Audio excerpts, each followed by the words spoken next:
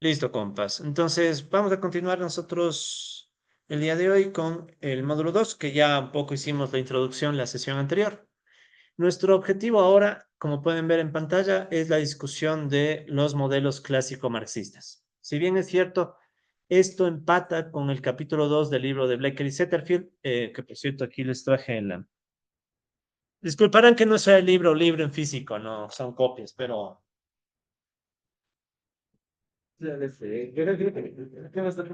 con gusto, pero no sé si, bueno,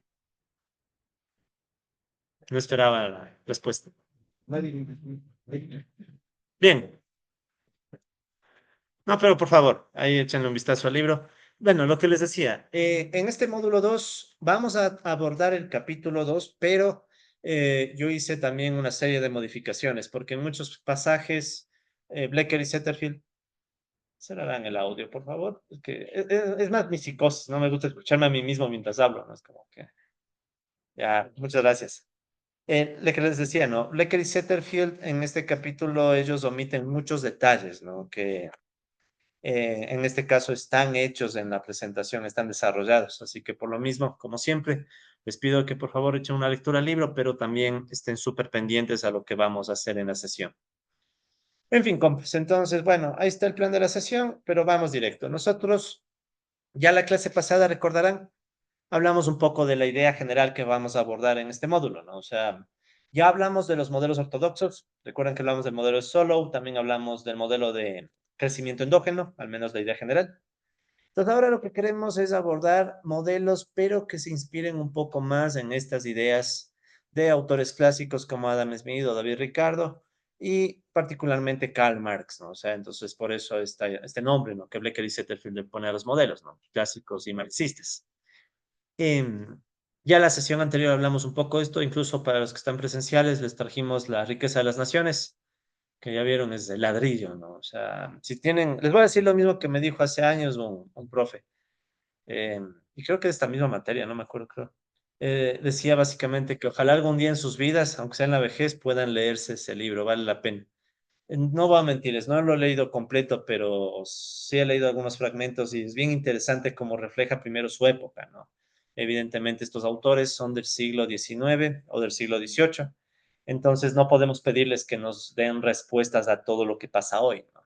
Pero tienen intuiciones interesantes, ¿sí? Y eso es un poco lo que vamos a hacer, ¿no? En este módulo vamos a ver no exactamente lo que los autores dijeron, no es un curso de historia del pensamiento económico, pero vamos más bien a ver algunas intuiciones aplicadas a los modelos, ¿sí? Tal como lo sugieren Blecker y Setterfield, ¿no? Eh, y como les dije en la clase pasada, y con esto creo que incluso habíamos cerrado, no vamos a topar temas muy centrales, digamos, del pensamiento clásico y marxista como la teoría del valor, porque eso nomás nos implicaría tal vez todo un curso, ¿no? De teoría del valor. Así que nosotros vamos a más bien enfocarnos en otros aspectos, más del tipo crecimiento y distribución del ingreso, ¿no? Esos digamos que son los temas que más nos van a interesar. Ahora, entrando ya en materia, ¿sí? Antes de que nosotros entremos a los modelos, ya a discutir la cuestión más formal, vale la pena mencionar esto, ¿no? Todito lo que vamos a ver, todos los modelos que vamos a revisar tienen un supuesto que es bien parecido al supuesto de los modelos neoclásicos. Vamos a asumir que existe un solo bien, ¿de acuerdo? Vamos a asumir que es una economía, ¿sí? Que produce un bien que puede servir tanto para el consumo y sobre todo puede servir como bien de capital, ¿de acuerdo? O sea, estamos básicamente asumiendo lo mismo que, por ejemplo, vimos en el modelo de Solow, ¿no? O sea, una economía agregada que produce todo y dentro de esa producción se puede utilizar el bien para cualquier fin, ¿no? O sea, bien, tipo el maíz, ¿no? La economía de maíz, que es un poco lo que también hablaba Adam Smith. Entonces, este supuesto tiene problemas. Tiene problemas y me parece que, bueno, Blecker y Setterfield solo lo mencionan como una nota al pie. Sin embargo, nosotros creo que vale la pena que lo profundicemos un poco más porque tiene implicaciones, creo, importantes para países como los nuestros incluso. Y es esto, ¿no? Este supuesto de que existe un solo bien de capital, ¿ya? Y de hecho un solo bien en general, ¿no? Pero sobre todo un bien de capital es evidentemente criticable, hay muchas razones, ¿no? Bueno, no es un supuesto realista, en la economía hay heterogeneidad, hay sectores, Pero sobre todo hay una crítica muy importante que vale la pena mencionar y es que si yo asumo que existe un bien, estoy asumiendo la posibilidad de que existe una medida única del capital que resulta ser independiente de la distribución. Ejemplo, ¿no? Pensemos en una economía donde hay un edificio. Digamos que este edificio sirve para algún tipo de producción. Está el edificio, ¿de acuerdo?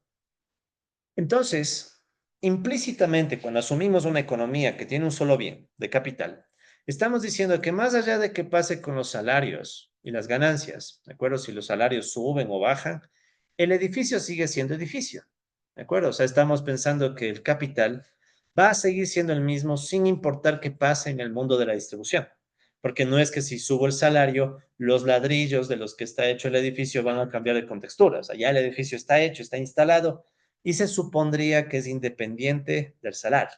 De hecho, ese es uno de los supuestos que utilizamos en las funciones de producción, que el capital no depende de la distribución.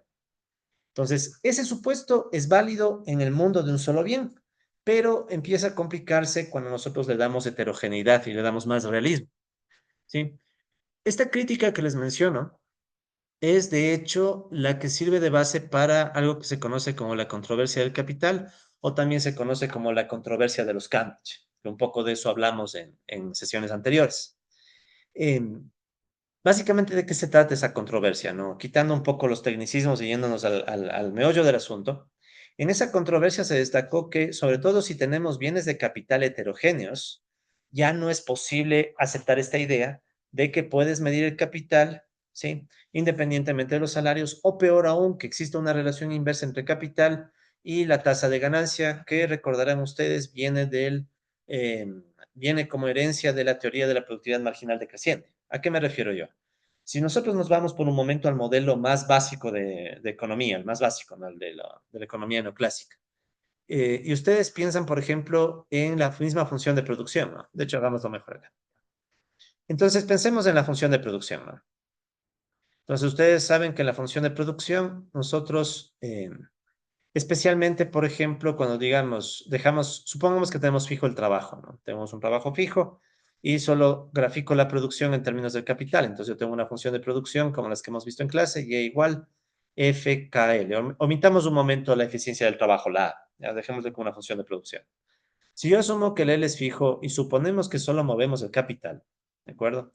Entonces podríamos pensar que la función tiene la forma como estamos viendo en la pantalla, sobre todo si es una función bien comportada, o sea, cumple las condiciones de INADA. No sé si se acuerdan esas condiciones, ¿no? O sea, que al inicio tiene una tendencia a crecer al infinito, después a medida que se expande el capital esto tiende a volverse plano y lo más importante tiene esta productividad marginal positiva pero decreciente, ¿no? Entonces, recuerden ustedes que la productividad marginal del capital básicamente es cómo cambia la producción, cuándo cambia el capital y se supone, ¿sí? Se supone que esa productividad marginal, que de hecho es la pendiente en esta función de producción, ¿no? Esta pendiente, la productividad marginal del capital, cuando es comparada también con la productividad marginal del trabajo, se supone que ambas deberían darme la distribución del ingreso entre salarios y la R que va a representar tasa de ganancia.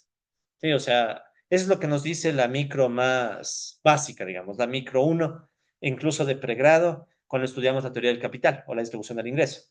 La distribución del ingreso en mercados que funcionan libres, eh, obviamente quitando la discusión de externalidades y todo, básicamente esta distribución del ingreso depende de las productividades marginales.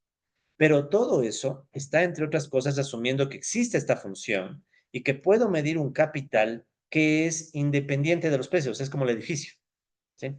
Entonces, por ahí va un poco la discusión, ¿no? O sea, ¿hasta qué punto es realista ese supuesto? Y entonces lo que se discutió en la primera parte de esta controversia del capital o la controversia de los Cambridge es que resulta que en un mundo más realista de bienes heterogéneos, eso no es viable. O sea, no podemos pensar que puedo medir algo y no va a depender de salarios, de ganancias y por ende de los precios.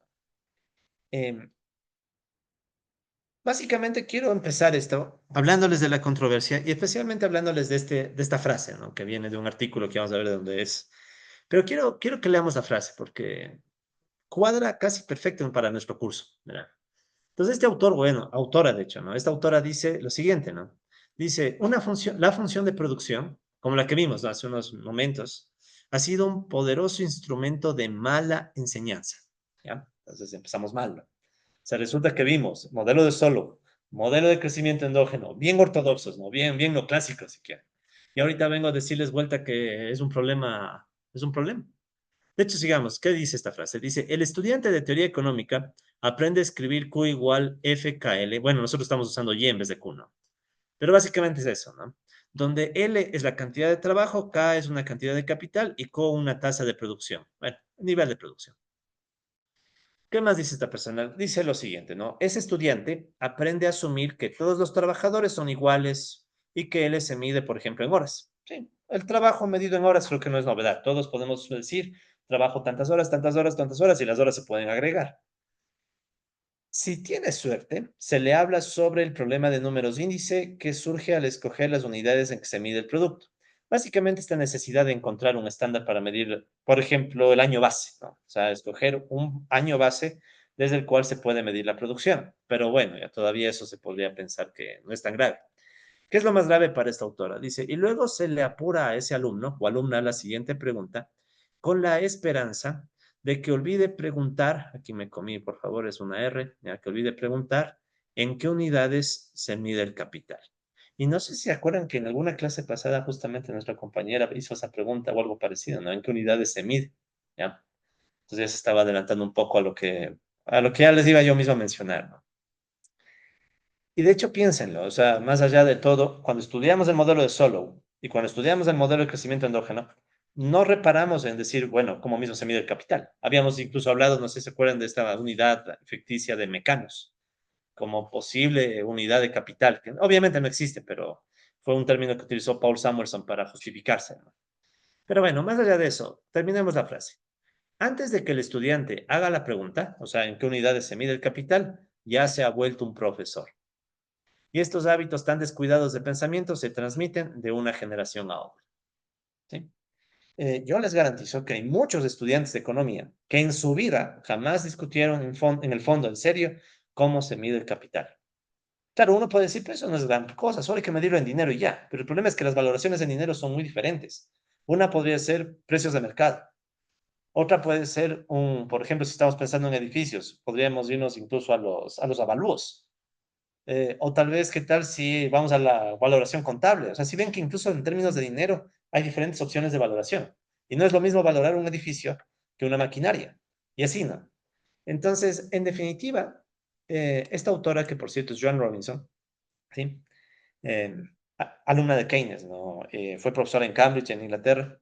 Con ese artículo y con esa frase, ella básicamente generó una crítica muy fuerte a la economía ortodoxa, si se quiere, y especialmente a Solow. O sea, Solow se manda su modelo. De hecho, fíjense en esto, ¿no? Solow se manda su modelo, pero antes Solow ya había hecho otros desarrollos y todo. Y de repente te aparece alguien que dice, ¿sabes qué? En tu modelito estás metiendo una función de producción donde ni siquiera sabes cómo se mide el capital y ya eso es un problema. ¿Sí? Ante esa cuestión, que por cierto, incluso ahí está el título del artículo que les recomiendo leer, pero no, obviamente no para este curso, ¿no? Si tienen tiempo ahí. Pero es bien interesante, ¿no? En el artículo, obviamente, Robinson no solo da la frase, sino que se mete en los detalles matemáticos. Pero más allá de eso, ¿qué respondió Solow? ¿Sí? Ahí está Robert Solow. Sí creo que les hablé un poco de Solow en alguna clase pasada, ¿no? Incluso les dije que estuvo en la Segunda Guerra Mundial, ¿no? Eh, y ojalá tengan tiempo, echen un vistazo a las entrevistas que dio en vida. Súper interesantes. Y eso que, ojo, es un economista neoclásico, como quieras verlo, pero súper interesante. O sea, se nota que toda esta gente pensaba más allá de los modelos, ¿no?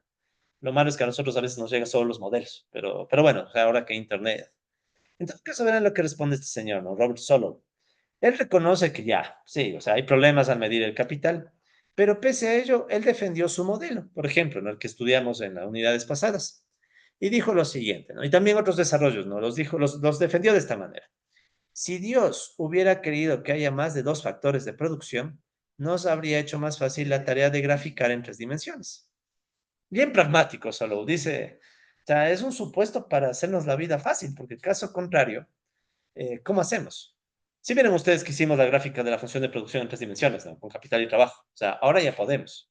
Pero hagan de cuenta que estos son los años 50, la cosa era más difícil, y más que eso, eh, aquí obviamente solo siempre es medio irónico en sus artículos, pero en este mucho más, ¿no? O sea, está diciendo en esencia, ya, es solo un supuesto, ¿no? O sea, es para simplificar la vida y si quieres complicarte, bueno, piensa en un modelo sectorial, ¿no? Ahora, esta discusión, esta discusión continuó, ¿sí? De las peleas entre economistas del norte global, ni del norte global, ¿no? Entre los ingleses, Cambridge, Inglaterra, versus los gringos de Cambridge, Massachusetts, donde está el MIT y Harvard, todo eso. Entonces estaban discutiendo entre ellos. O sea, se lanzaban artículos. Así era su forma de pelearse, ¿no? Bien, disculpen la expresión, pero bien ñoña, ¿no? O sea, escribían un artículo, tu modelo está mal. No, no, tu modelo, incluso si no me equivoco, le invitaron a Joan Robinson a Estados Unidos a que vaya. Ella dijo, ah, señora Robinson, venga, conversemos, pero usted está mal. Y así no, o sea, seguían discutiendo. Ahora, después, en el año 1960, si bien estos son textos viejos incluso, es una discusión vieja, no es una discusión muy actual. De todas maneras, en el año 1960 aparece un economista italiano, Piero Sraffa. No sé si han oído hablar de este señor Piero Sraffa, está ahí. Amigo de Keynes, fue amigo de Keynes, otro señor que también se dedicó a la especulación en la bolsa de valores, pero más allá de eso, la historia de Rafa es bien interesante, ¿no? Este señor Pires Rafa era un economista italiano que era amigo de un señor no muy famoso llamado Antonio Gramsci. No sé si han oído hablar del señor Gramsci. El caso es que Gramsci era un señor que se peleó contra el fascismo italiano y por cosas de la vida terminó preso. ¿Sí? Pues Rafa era de esos amigos que les llevaban el papel, para escribir por si acaso, ¿no? De los disque cuadernos de la cárcel. ¿Ya? Entonces este señor es Rafa, e incluso muchos decían, no, este era marxista, o sea, era marxista, era comunista. Después se afanó en estudiar a David Ricardo, el de hecho vean, cuando ustedes consigan alguna copia de los principios de economía política y tributación de David Ricardo, lean el prólogo o lean la introducción, ahí está escrita por Esrafa, porque Esrafa se dedicó mucho tiempo a buscar en las obras de David Ricardo. Y claro, muchas de esas cosas. El caso es que este señor Esrafa terminó siendo profesor en la Universidad de Cambridge en Inglaterra y él también se metió en esta controversia.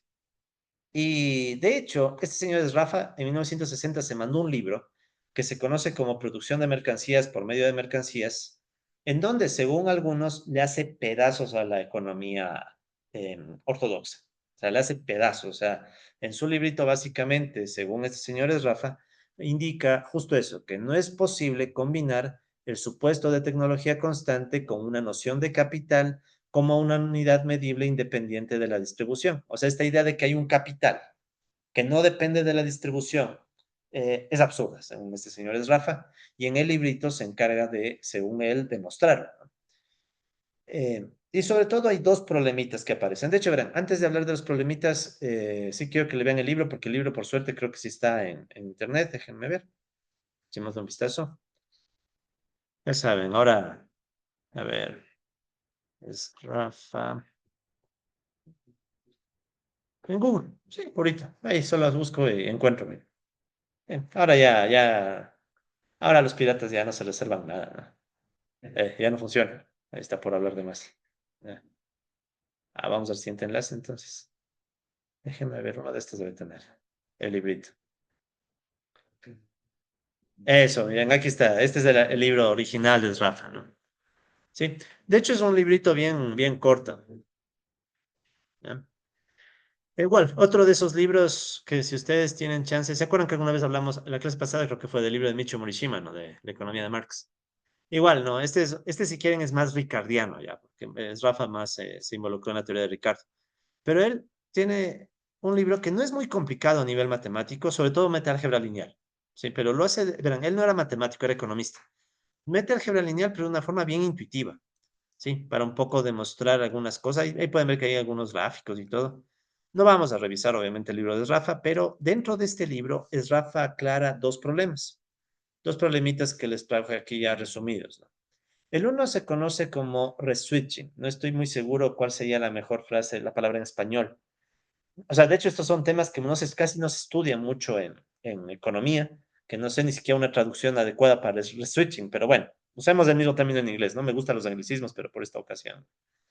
¿Cuál es la idea de este reswitching? O sea, es básicamente que hay una adopción discontinua de la misma técnica de producción a diferentes niveles de rentabilidad.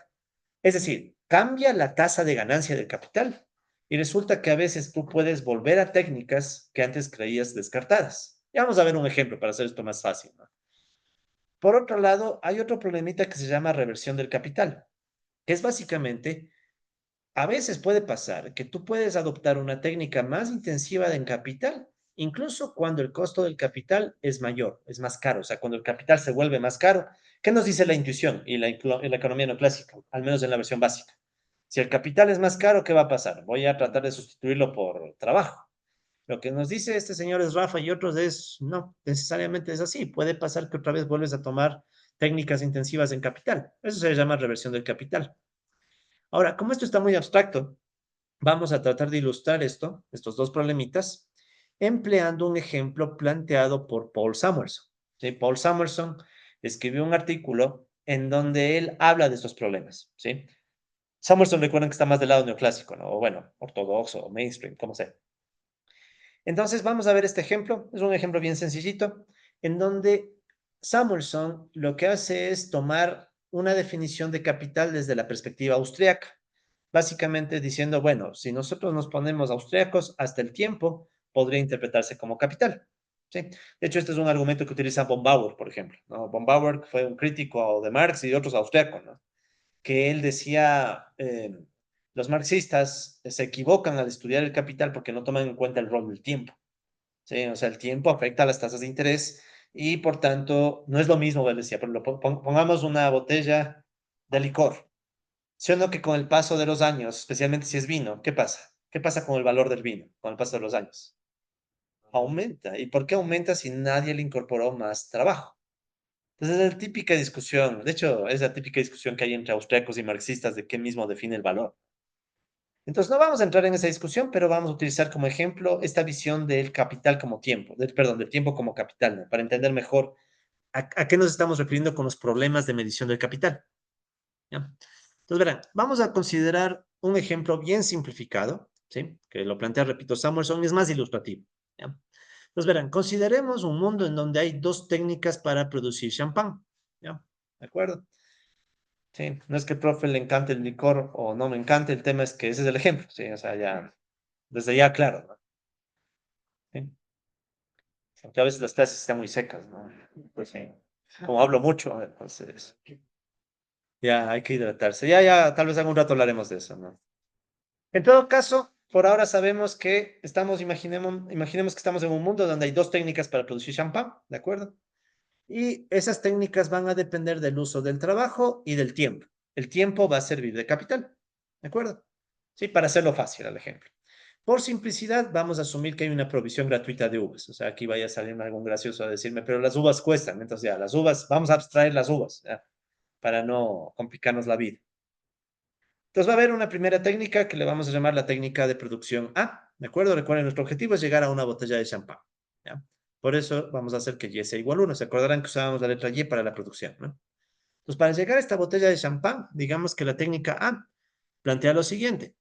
Se requieren 7.4 unidades de trabajo, ¿de acuerdo? Entonces la L con 7.4 unidades de trabajo, si quieren 7.4 horas pueden ser. Esas digamos que producen una unidad de brandy en un periodo, la cual después se fermenta y genera una unidad de champán en el siguiente periodo. ¿De acuerdo? O sea, es como que aquí en este punto se utilizan las 7.4 unidades de trabajo para producir brandy. Después pasa un periodo, ya tenemos aquí, digamos, en T-1 estaría el brandy listo. Y después le dejamos que pase otro periodo para que se fermente el brandy y boom, se transforma en champán. ¿De acuerdo? Saben que el champán nace justamente de la fermentación de los licores, ¿no? O de un tipo de licores, ¿no? No soy experto, pero algo me informé para el ejemplo, ¿ya? Esa sería la técnica A. Entonces, creo que se entiende la idea, ¿no? Repito, estamos asumiendo que la provisión de uvas es gratuita. Si quieren, es alguien que tiene su propia producción de uvas en su, qué sé yo, su hacienda y solo coge y se pone a producir vino, ¿ya? Ahora pensemos en una técnica B, ¿ya? Entonces, ¿qué va a pasar en la técnica B? En la técnica B, ahora quiero que asumamos que primero tenemos 2.4 unidades de trabajo que producen una unidad de jugo de uva, ¿sí? Entonces, primero producen jugo de uva. Luego, ¿de acuerdo? El cual se va a volver en el siguiente periodo vino. Entonces, ¿qué pasa? Primero tienes aquí, trabajas las uvas. Después pasa un periodo, se transforman en vino. ¿De acuerdo? Sería entre este y este. Luego pasan esos periodos, ¿no? Luego vienen 5.5 unidades de trabajo adicional que agitan al vino, ¿de acuerdo? Le trabajan al vino. Y después tienes al final el champán en un tercer periodo. Sí, entonces, si ven que ambas técnicas buscan lo mismo, ¿ya? Saciar la sed del sediento. Pero para lograrlo, tenemos diferentes usos del tiempo y del trabajo. Sí, repito, el tema de las uvas no me interesa, pero noten la diferencia, ¿no? En la primera técnica uso 7.4 unidades de trabajo, ¿ya? Y si ven la disposición de los tiempos, ¿no? O sea, aquí uso estas unidades de tiempo más o menos a la mitad del periodo de producción, más o menos. En cambio, en la técnica B, ¿qué pasa? Tenemos unas unidades de trabajo aplicadas al inicio, dejamos que pase el tiempo, que el jugo de uva sea primero producido y después trabajarle sobre el jugo de uva con otras unidades de trabajo hasta llegar a tener el champán. Entonces, la primera pregunta aquí es, ¿cuál de las dos técnicas es más intensiva en trabajo? Entonces, evidentemente, la técnica B está utilizando un poco más de trabajo, ¿no? 7.9 unidades. En cambio, la técnica A se supondría que es más intensiva en capital, en términos relativos, ¿no? ¿Ok? Entonces, está creo que entendible el ejemplo, ¿sí? Más o menos. Entonces, la cuestión es, ¿cuál técnica se escoge? ¿La técnica A o la técnica B? ¿Cuál escogerían ustedes? Ambas me dan el mismo resultado, ¿no? Entonces, no está tan fácil si no tengo información de los precios, ¿no? O sea, debo saber cuánto cuesta cada factor, ¿ya? Ok, entonces vamos a agregar lo siguiente. Vamos a asumir, eh, ¿qué otro color? Ya. Entonces vamos a asumir que en los mercados siempre se paga a cada unidad de trabajo un salario W0, ¿de acuerdo? Pues W0 va a ser lo que se le paga a los trabajadores independientemente de la fecha, siempre va a ser ese mismo W0. En cambio, el capital en forma de tiempo vamos a asumir que se mide a través de una tasa R0 que puede ser la tasa de interés. Ejemplo, imaginen que si ustedes dicen, ok, tengo unos $100 o unos $1000, ya, me cayeron $1000.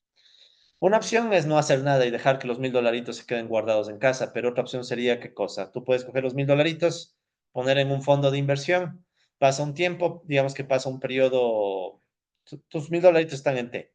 En T más uno, si este fondo de inversión te garantiza una tasa del 10%, ¿cuánto esperas tener en tu fondo? O sea, obviamente los 1000 iniciales, ¿verdad? Más un extra de esos 100. Sí, ¿están de acuerdo? Si tú coges ese dinerito y lo pones en un fondo que, claro, un fondo que te paga 10% al año está muy amable. Aquí en el Ecuador, ¿cuánto pagan? 6, 7, sí, no es mucho, ¿no? Pero asumamos que fuera 10, ya. Ese sería, en este caso, el rendimiento del capital, ¿sí? Pero visto como tiempo. Entonces, aquí, ¿cuál es la idea? Que ese dinero que bien se pudo usar para invertirse y sacar este rendimiento, más bien se dedicó a otra cosa. En este caso, digamos que se pudo haber dedicado a producir vino o producir champán mismo. ¿De acuerdo? Entonces, esos son los dos precios que vamos a considerar. Un precio para la fuerza de trabajo, el salario, y otro precio para el rendimiento del capital, pero visto desde la perspectiva del capital tiempo. ¿Ya? Entonces, esta tasa de interés. Vamos a asumir que siempre son los mismos valores. ¿Ya? Bajo estas condiciones, vamos a obtener las ecuaciones de costo de producción en valor presente de cada técnica. Y el tiempo T nos va a servir como referencia. ¿Ya? Como ustedes recordarán, tal vez muchos de ustedes seguramente han tenido alguna clase de finanzas. Los flujos. Entonces, los flujos financieros dependen del tiempo que se den para medirlos, ¿no? Entonces, ¿cuál es la idea? La idea es que vamos a tener flujos distintos para cada técnica y por tanto costos distintos. Entonces, estas serían las ecuaciones de los costos que voy a explicarlas, ¿de acuerdo? Entonces, me voy a llevar esto a una nueva página. Y también para explicar esto, quiero llevarme los dibujitos de las técnicas. Ya. ¿Sí han sacado ustedes valor presente de flujos financieros? ¿Recuerdan haber hecho eso? Más o menos por ahí va esta historia, pero si no, ahorita lo refrescamos la memoria, ¿ya? Ya, exacto.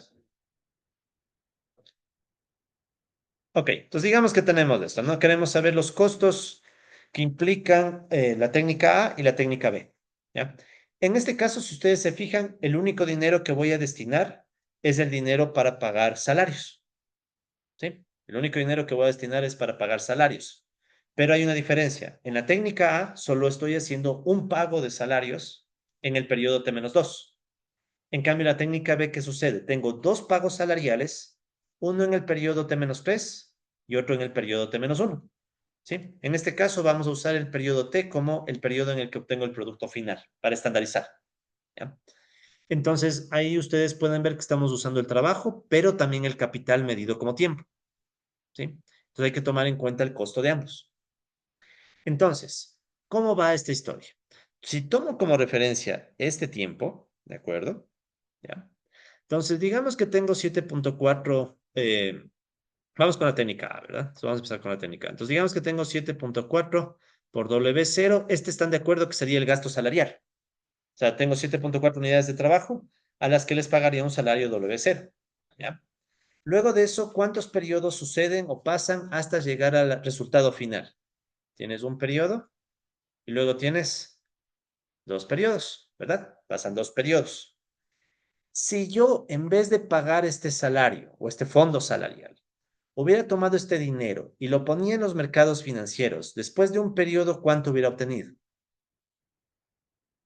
Estarán de acuerdo que es como el ejemplo de los $1,000, ¿no? O sea, sería este fondo más otra vez lo mismo, 7.4 W0, pero multiplicado por el rendimiento del capital. ¿Se acuerdan? Como los 1,000 más los $100.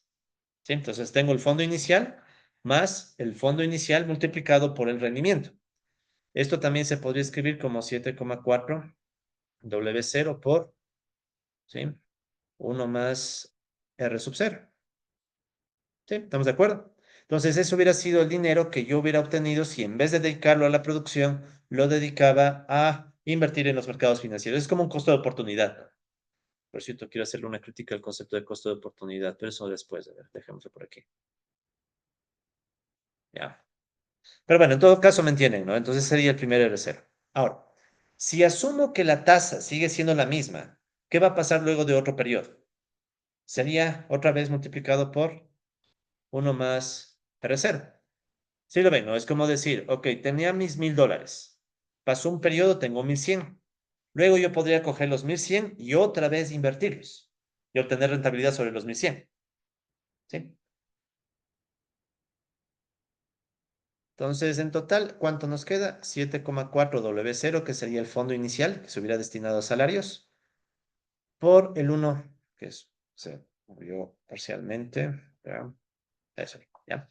Por el 1 más R sub 0 al cuadrado, ¿ya? Entonces, este sería el valor, del valor o el costo, si quieren, de esta técnica, pero en valor presente, o sea, pasado todo al tiempo t. O sea, ¿cuál es en esencia la idea? La idea es que este dinerito que se pagó a los trabajadores se pudo haber lanzado a los mercados financieros dos veces y hubieras tenido esa rentabilidad doble, ¿no? R0 aplicada dos veces, ¿no? ¿Sí? ¿Sí se entendió esa idea? Sí. Es básicamente cómo se calcan flujos financieros bien, bien básico, ¿no? Evidentemente que uno podría decir, pero ¿y qué tal si en otro periodo cambia la tasa de interés y todo ya? Le podríamos complicar, pero la esencia del problema está aquí. Básicamente tenemos, por un lado, esta técnica con este costo. Entonces, ¿cómo quedaría el otro costo en la otra técnica?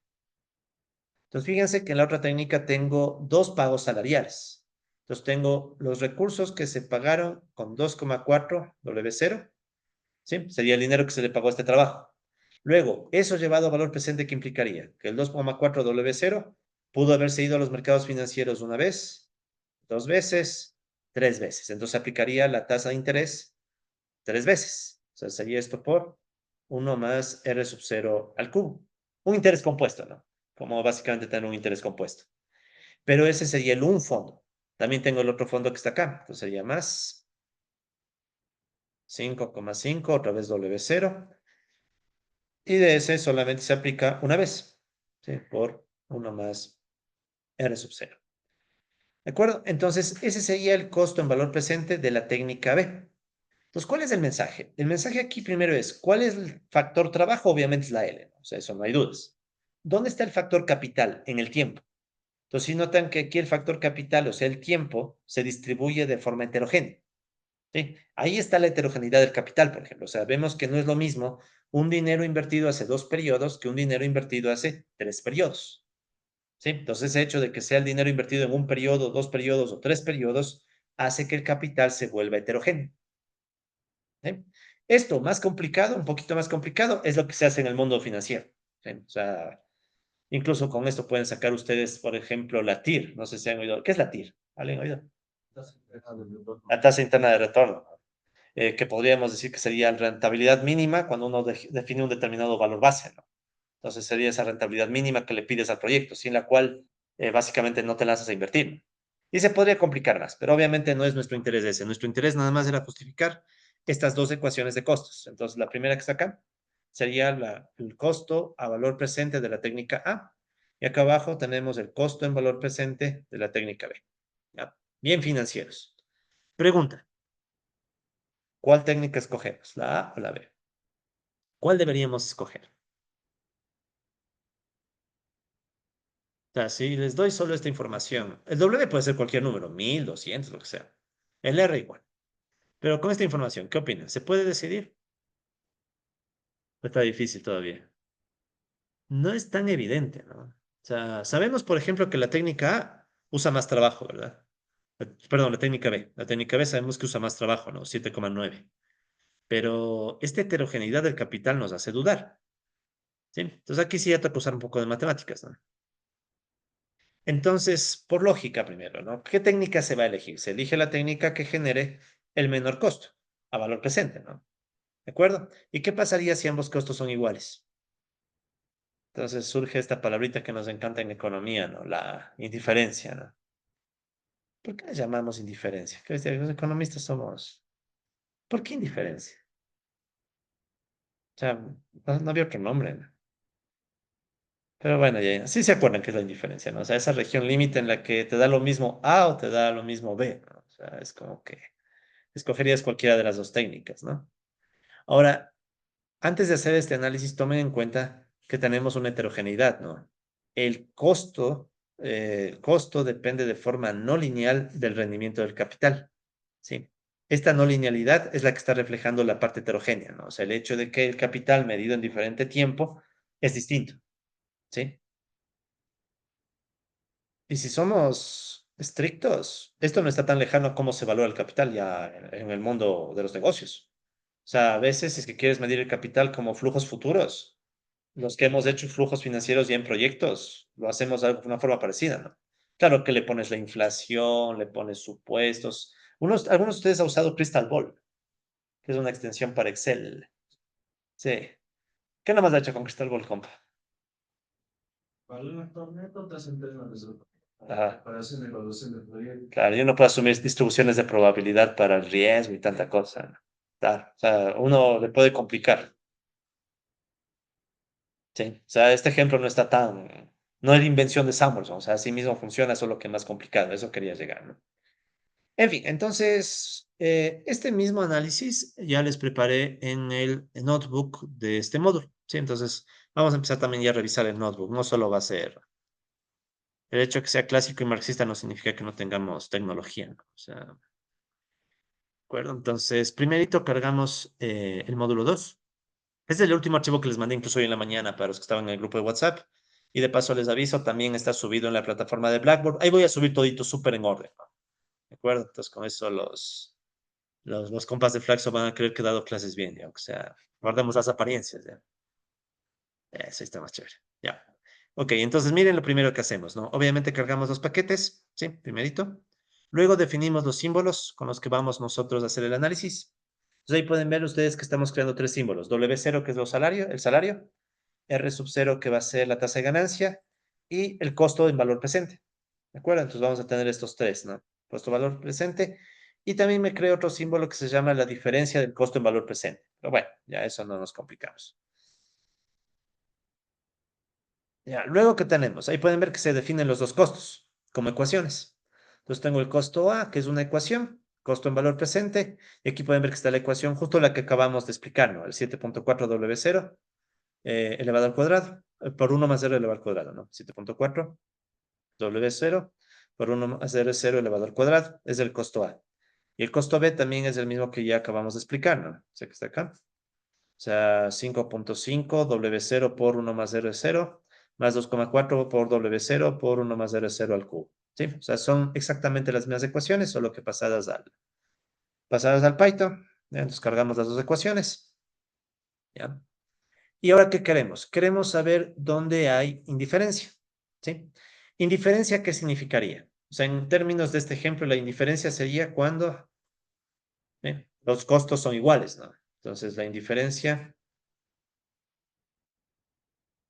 ¿ya? Entonces, la indiferencia surgiría cuando el costo en valor presente de la técnica A es igual al costo en valor presente de la técnica B, ¿ya?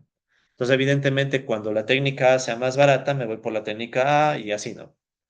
Entonces, a ver, ¿esto cómo quedaría? Técnica A hemos dicho que es 7,4 W sub 0 por 1 más R sub 0 al cuadrado. Esa es la técnica A. Y la técnica B, en cambio, es 2,4 W 0, 1 más R 0 al cubo.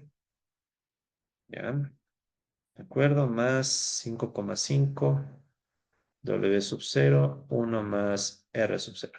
Ya simplemente he transcrito los costos de la los costos de producción de las técnicas A y B, ¿no? Nada más. Ahora, notarán ustedes que en este caso el salario podría incluso simplificarse, ¿no?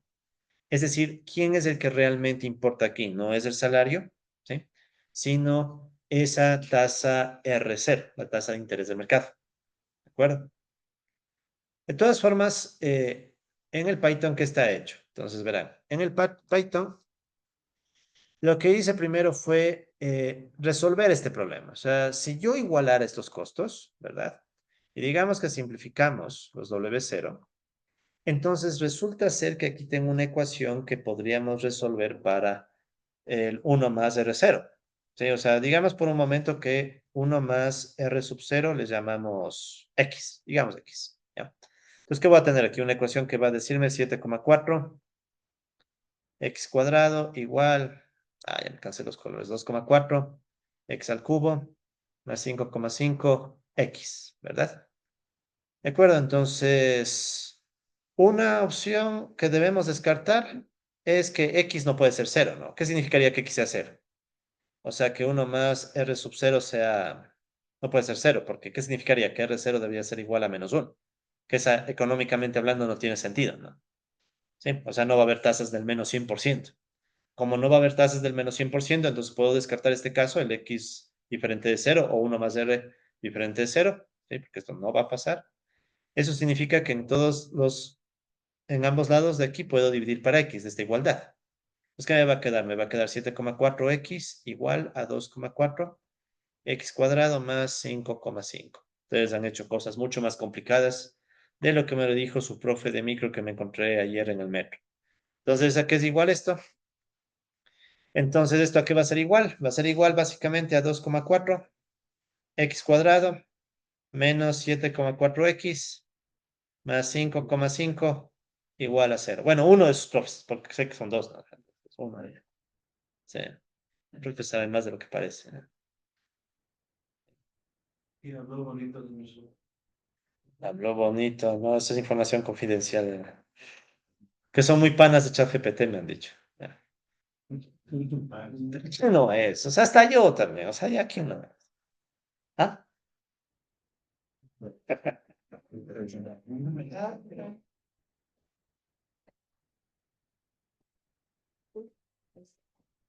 Paréntesis rápido. ¿Ustedes saben quién era Friedrich Nietzsche? Qué jodido, está bien escrito. Sí, claro. Ya. Nietzsche tiene un montón de libros, ¿no? Pero hay uno que a mí me fascina que es La genealogía de la moral. En ese librito, llamado La genealogía de la moral, él es súper claro en su filosofía de qué es el bien y el mal.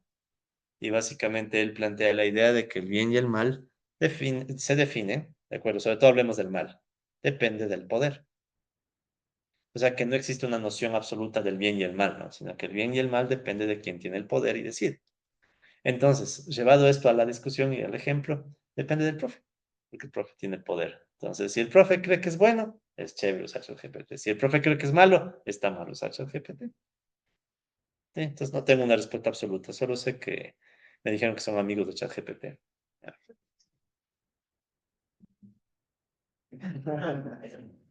Con tono de que estábamos aplastados en el metro y queríamos salir rápido, entonces había un fastidio que no sé a dónde aludía, ¿no?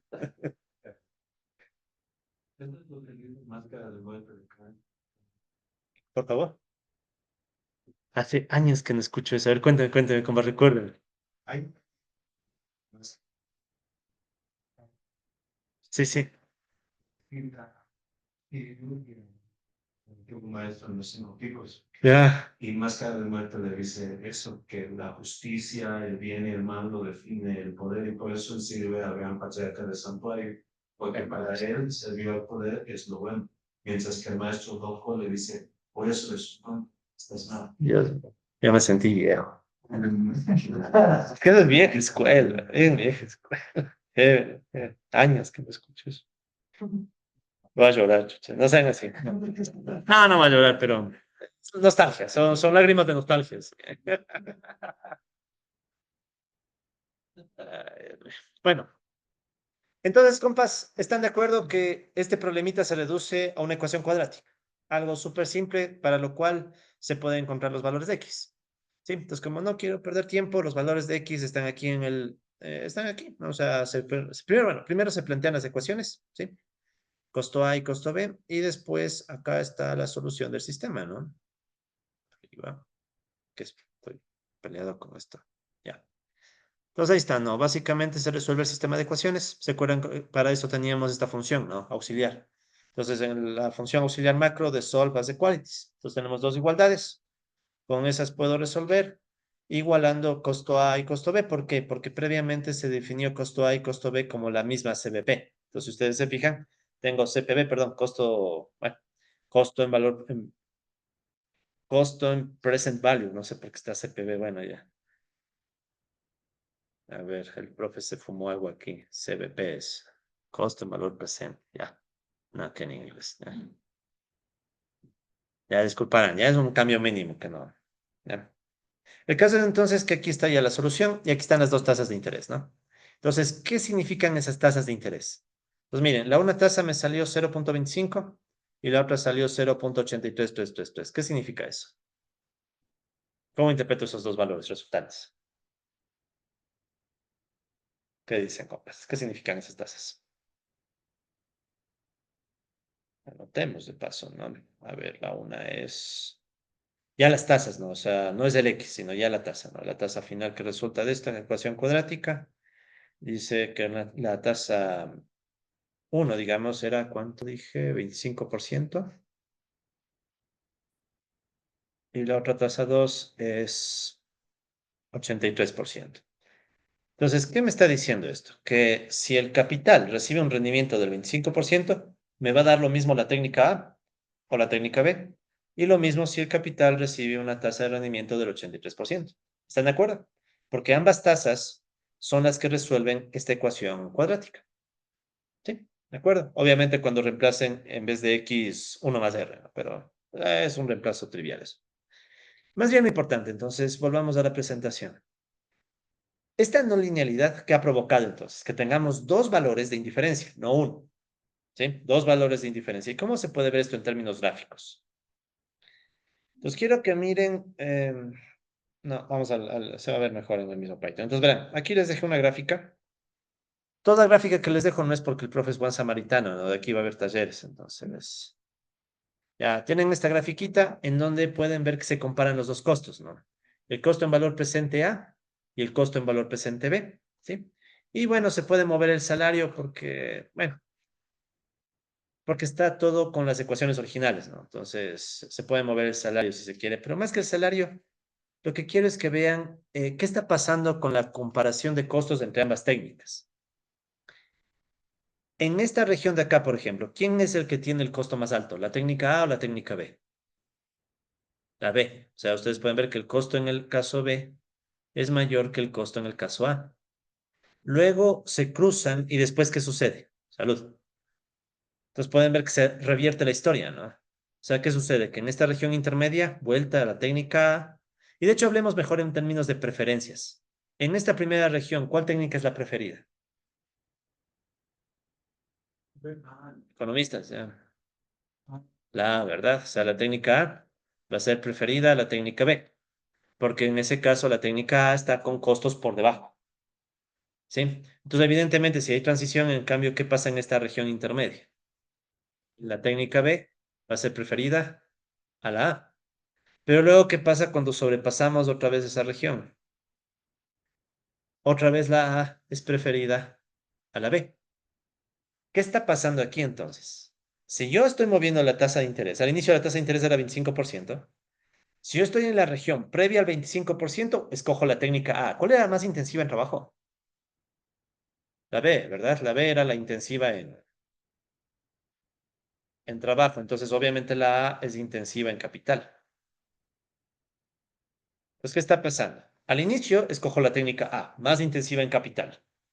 Luego el capital se vuelve más caro, más del 25%. Entonces, ¿sí o no que viene el movimiento que es lógico? Entonces, ¿qué me dice la lógica económica? Si el capital es más caro, ¿a cuál técnica me paso? A la técnica que es más intensiva en trabajo. ¿Ya? Hasta ahí estamos bien. Pero luego, ¿qué sucede? Mucho pongamos de otro color más dramático. ¿Ya? ¿Qué está sucediendo después? Como hay no linealidades, el capital se vuelve todavía más caro, y más caro es por encima del 83%. ¿Y qué hacemos? Miren, esta es la paradoja. El capital se vuelve más caro y sin embargo volvemos a la técnica que es más intensiva en capital. ¿Por qué? Entonces, si ven la paradoja, ¿no? ¿Qué me dice la lógica económica? Usualmente que si es que el capital es más caro, debería quedarme con la intensiva en trabajo. Pero el capital se vuelve más caro y decido regresarme al intensivo en capital mismo. ¿Qué pasó?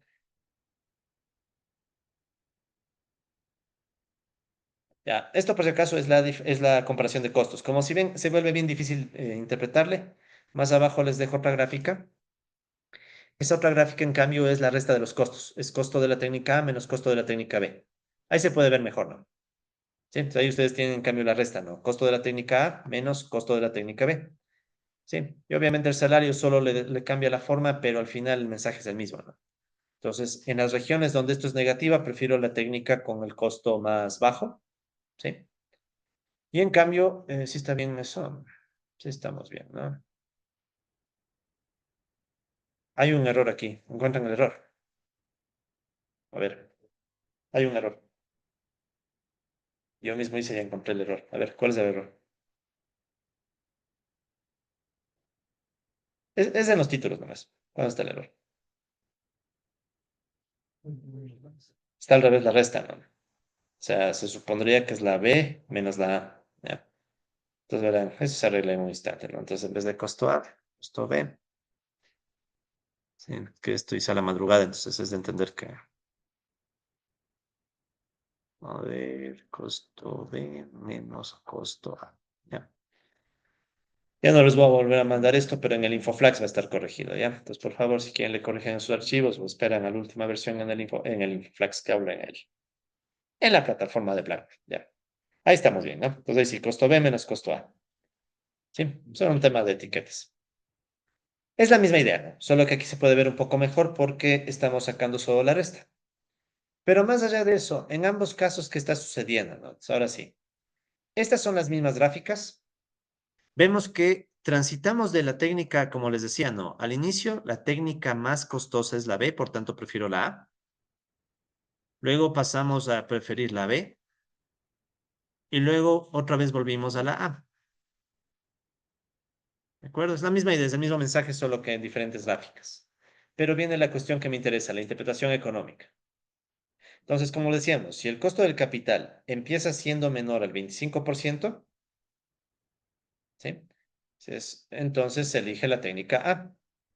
¿Sí? Lo que decíamos hace un rato, la A es preferida a la B. Cuando el costo del capital sube por encima del 25%, pero se mantiene por debajo del 83,3%, se pasa a elegir la técnica B, que es más intensiva en trabajo, como sugiere la teoría no clásica en la versión básica. Ojo, verá. Estamos criticándole a la versión bien básica, no es la que están viendo con Mascoler. Mascoler tiene una característica y es que siempre, si se fijan, tienen bienes heterogéneos. O sea, ustedes rara vez en Mascoler van a ver que hay un solo bien de capital. Siempre trabajan con vectores. Siempre trabajan con vectores. En cierta medida es porque Mascolel, ya Mascolel, el autor, ¿sí? Él estaba muy consciente. Incluso Mascolel, si no me equivoco, tiene un artículo sobre la controversia de los Cambridge. ¿Sí? O sea, él era bien consciente de este problema. Por eso es que ustedes cuando leen el libro de Mascolel, Mascolel trata de darle un enfoque vectorial. porque de entrada él ya sabe que tener una sola medida agregada de capital es problemática. Pero bueno, esta es más bien la micro, si quieren, del pregrado. La micro que decía, si el capital es más caro, me paso a una técnica intensiva en trabajo, ¿no? B referido a. Y aquí es donde aparecen los problemas. Si el costo del capital sigue subiendo a más del 83%, entonces, primero, se vuelve a elegir la técnica A. Ese es el problema del reswitch. ¿Sí? El reswitch. Ya había abandonado la técnica A, pero ahora vuelve. Entonces, ese es el primer problema. Ese se le llama el reswitch. ¿Sí? Se supone que eso no debe pasar. ¿Ya? ¿Por qué no debe pasar? Pensemos en un ejemplo muy, muy simple, ¿no? Pensemos en una isocuanta con una Cobb Douglas. ¿Se acuerdan que las isocuantas en una función de producción tipo Cobb Douglas tenían así, ¿no? Capital trabajo y venía la isocuanta, ¿no? Hagan de cuenta que en la isocuanta tenemos dos puntos. Un punto es más intensivo en capital. ¿Cuál? ¿Cuál de estos puntos es el que es más intensivo en capital? A ver. ¿Cuál de estos dos puntos es más intensivo en capital? O en trabajo, ya. ¿Cuál es más intensivo en trabajo? Este, ¿verdad? Este de acá es más intensivo en trabajo. Hemos dicho que ese es el B, ¿no? Y en cambio el más intensivo en capital es el A. ¿Están de acuerdo? ¿Sí? Entonces, ¿qué es lo que está diciendo esto? Dice, a medida que sube la tasa de interés, ¿sí? A medida que sube la tasa de interés, ¿qué es lo que debería pasar? Si es que sube la tasa de interés y digamos que el salario no se mueve. Si sube la tasa de interés y el salario no se mueve, yo debería moverme siempre de forma que elijo las técnicas, ¿sí? Más intensivas en trabajo y menos intensivas en capital. Porque, ¿qué estaría pasando? Las isocosto estarían cambiando de pendiente. ¿Se acuerdan que las isocostos son las que le cortan a la isocuanta? ¿Sí? Entonces, no es factible que una técnica A, que era muy intensiva en capital y luego la descarté, otra vez se vuelve a elegir. Es como que de repente estoy por acá y me regreso arriba. O sea, ni siquiera lo podemos imaginar en el esquema neoclásico. Ya no hay pila. Hasta ahí llegó la clase. Ya cargué. Me olvidé de enchufar nomás el cable. Entonces, se entiende la idea se entiende la idea del reswitch, ¿sí? Se le llama reswitch por este hecho, ¿no? Pese a que la tasa de interés está subiendo más y más, y se esperaría que pasáramos de la técnica A la técnica B y nos quedáramos en la técnica B o pasáramos a una C. En vez de eso, estamos volviendo a la técnica A, cosa que no debería suceder, ¿ya? Ese es el primer problema, el del reswitch. Y el otro es el problema de la reversión del capital. El capital se hace más caro y en vez de abandonarlo, adoptamos más capital. ¿Sí? Entonces, eso nos desbarata, por ejemplo, la curva de demanda del capital. ¿Cómo sería la curva de demanda del capital? Entonces, hagámoslo en una versión bien sencillita, ¿no? Digamos que aquí tengo un gráfico, ¿de acuerdo? Donde voy a poner, ¿se acuerdan de tus gráficos de precio-cantidad? Sí. A ver, ¿dónde va el precio? ¿Eje vertical o el eje horizontal? Vertical va el precio. ¿Por qué hacemos eso los economistas? ¿Cómo vamos a ser gente normal, vean? Ya. Entonces diríamos que el precio del capital y abajo capital. ¿Ya? Sí. En vez de ser gente normalita, ¿no? Pero bueno, ya. Entonces digamos que aquí más bien está R sobre W, precio relativo, y aquí está capital sobre trabajo, la intensidad del capital. ¿Ya? ¿Cuál técnica dijimos que era más intensiva en capital? La A. ¿La menos intensiva? La B. Entonces, cuando la tasa asumamos que el W es 1 para facilitarnos la vida. ¿Cuáles eran los puntos de quiebre? Eran 25% y 83%, ¿no? ¿Ya? Entonces, ¿qué está pasando en esos puntos? Extendamos esto, ya. Entonces, cuando la tasa de interés es baja, el capital es más barato. Estoy en la región de la técnica A, ¿verdad? Luego, ¿qué sucede? El 25% sube, ya no es tan barato el capital, entonces disminuyo la intensidad de capital, me voy a la B. Pero luego resulta que otra vez me regreso a la A. ¿Se acuerdan ustedes que suele haber curvas de demanda que pueden ser verticales e inelásticas? ¿Pero esto qué es? Estaba así, parecía inelástica, de repente saltó y después saltó otra vez. Tiene quiebres. Y no solo quiebres, aparte de quiebres, tiene que regresa a lo mismo. Si aquí yo pasara una curva de oferta, ¿dónde cruza? Puede terminar sin cruzar en ningún lado. Se dañó el modelito. ¿Qué les parece? De estos temas discuten en la controversia de los Cambridge y de esto discute Piero Rafa, pero obviamente con más detalle, ¿no? Él mostrando, déjenme ver, creo que en el libro de Rafa hay un grafiquito. Si ven, ahí justamente está hablando de Rafa, por ejemplo, el cambio en los métodos de producción, ¿no? Este switch, o sea, pasar de un método a otro y después regresarte al mismo, ¿sí? Y ahí te muestro unos gráficos. Miren este está chévere. Y es del mismo Rafa, miren. Entonces ahí ustedes pueden ver cómo es Rafa plantea algo parecido, ¿no?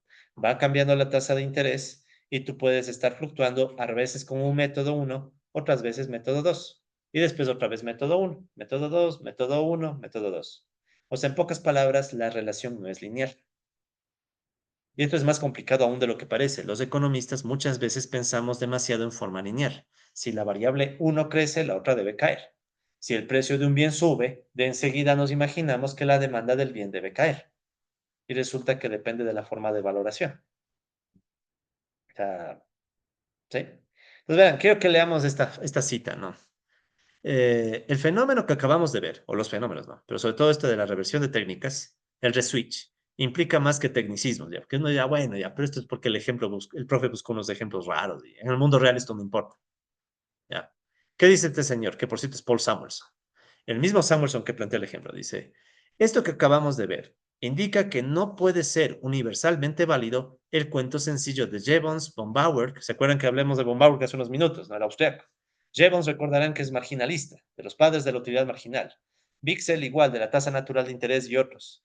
Dice, no puede ser universalmente válido el cuento sencillo de los autores neoclásicos, según el cual, a medida que baja la tasa de interés, como consecuencia de la abstención del consumo presente a favor del consumo futuro, recordarán que los mercados de capitales dependen de eso, ¿no? La elección de los hogares, intertemporal todavía.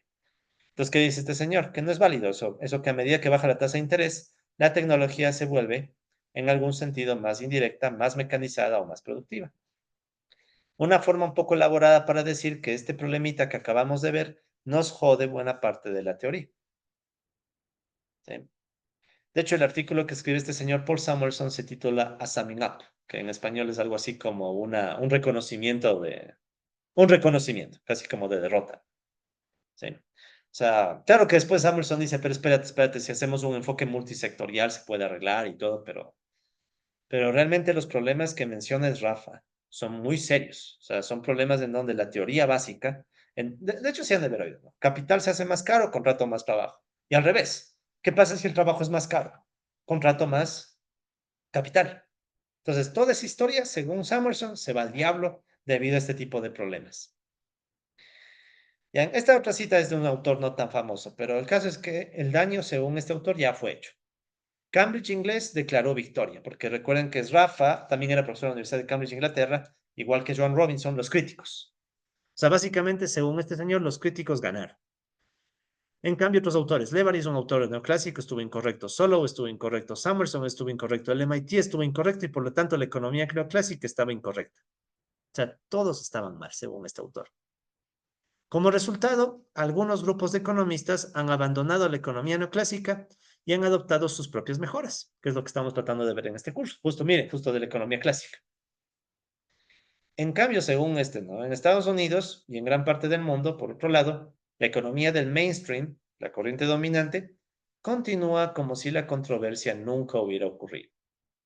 Mi duda, ¿alguna vez han discutido este tema? O sea, han tenido la oportunidad de decir qué tal si ese cuento de la curva y sobre todo la demanda, ¿se vieron cómo se hizo, literalmente se hizo pedazos la curva de demanda de capital?